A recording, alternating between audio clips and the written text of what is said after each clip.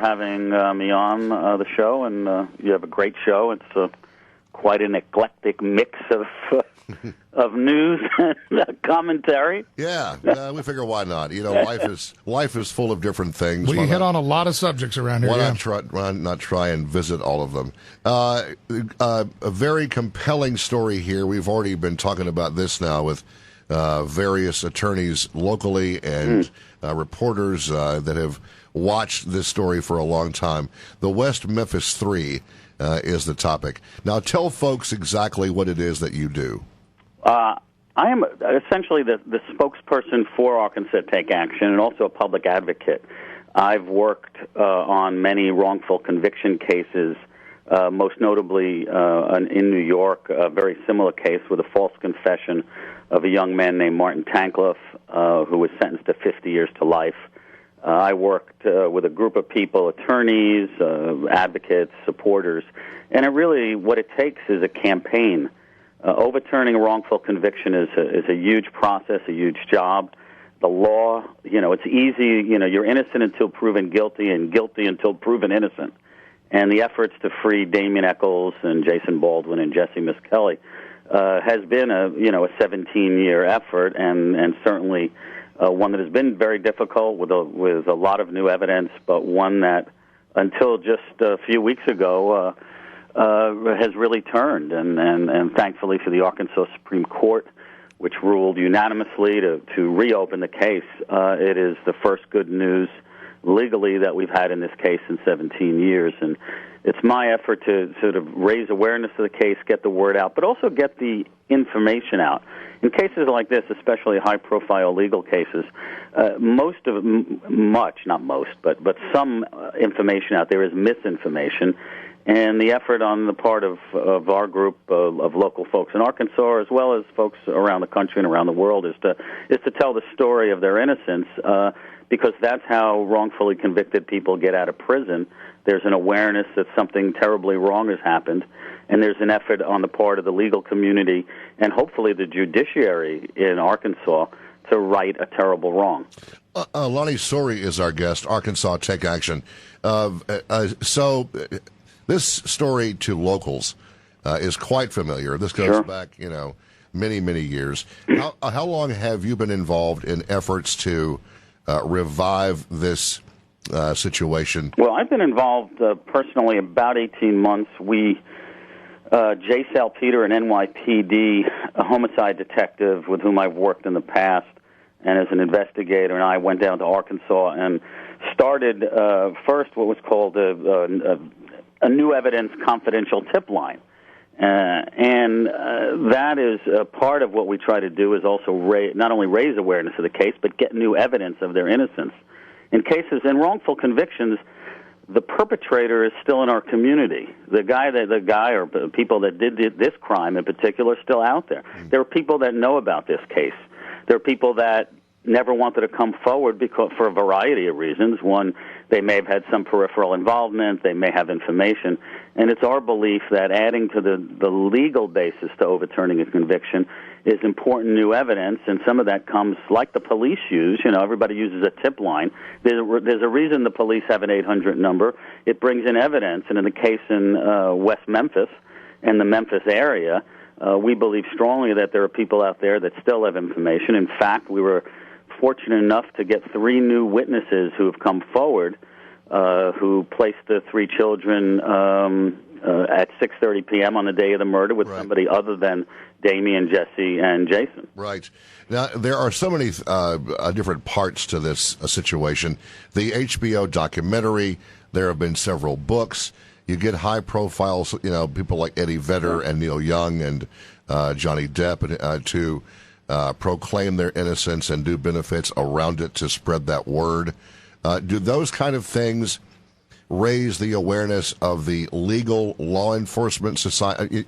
How do you get the attention of these people and make them take the reopening of this seriously? Or is it all based upon gathered evidence? That's a great question, because I think a lot of people, certainly from, the artistic and entertainment community, the original documentary has generated a lot of support. and for the case and raising awareness. At the same time, the important things to let's say complement that is the evidence in the case and the evidence of their innocence, and also getting support of the legal community, the journalistic community, and the other publics, and the judiciary. We believe there's prosecutors and judges and prominent attorneys. We've brought in the Innocence Project, the Center on Wrongful Convictions from Northwestern University, which is probably the preeminent organization involved in understanding wrongful convictions and false confessions. You reach that community by getting information out there, by getting credible information, not just kind of gossip and misinformation and things like that. And it's sort of I believe it's my job, and certainly of Arkansas Take Action, to not only gain supporters, but to gain new evidence and also to articulate that new evidence. Right. It's really important for judges and police and law enforcement officials. I have to know there are a lot of cops out there. There are a lot of lawyers, a lot of former prosecutors, former judges who are probably scratching their head and saying, something went wrong here. Those are the people that are important to reach, as well as people, frankly, who may have been involved in the crime, or people who know people that are involved in the crime, as well as supporters. Also, the issue of the celebrity, that also brings awareness and brings people to come forward. Right. They hear things. The three women from West Memphis who recently came forward had heard things in the media that didn't jive with the information that they had. So, somebody said, well, why did they wait 17 years? Right. Well, they didn't know that what they knew was important. They assumed the police had done a thorough investigation, and because they happened to see somebody with the three children at 6:30 p.m. Immediately before they disappeared and were murdered, they didn't know the police didn't have that information. So that's the kind of thing that these efforts bring out. Yeah. Lonnie Soury is our guest. Fascinating stuff. Around here, the thought process has gone something like this, that when this all went down, these three kids were killed, the thought has always been, the assumption, or maybe the reality was that this entire thing was bungled from the start by police, by anybody involved in law enforcement, and the process thereafter. It didn't go well. It didn't go right. That these three guys back at that time, Damien especially, did not do themselves any favors by their public presentation, how they acted, and all of that. So they were sentenced to these life in prison terms. And then as time has gone by, though, the gathering of evidence and the steps that have been taken to get to this point are unbelievable. And now the evidence is so stacked, it seems, in their favor, that the biggest hurdle was getting any kind of reopening of this process to get it to the evidentiary hearing. So does it usually take this many years to go back, like you say, and put the pieces together? People overhear things, and they begin to look at it a whole different way. Well, that's a really good question. A lot of people, I think, even when I chatted with Eddie Vedder when we had our concert or benefit in Arkansas last month, it was, he was sitting there going, why does it take so long? Yeah. And I think a lot of people say, and that's why it's really important, to keep awareness. People, forget about it. Oh, you mean those guys aren't out? We knew something was wrong 15, 17 years ago. Wrongful convictions, as I said before, the system is not very kind to those that may be innocent. And, granted, it may not be a lot of people by percentage, but there are 2.5 million people in our prisons, and I think the Justice Department says 5 or 10% may be innocent. That's, 2.5 million, just do the numbers, that's 250,000 people.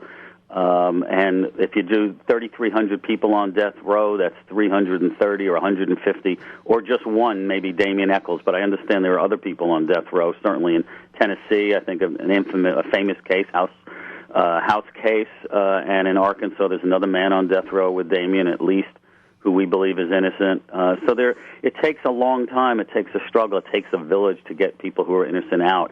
So even though evidence is developed, I believe in Damien's case and Jason's, the DNA evidence was developed at least 5 or 7 years ago. The system is reliant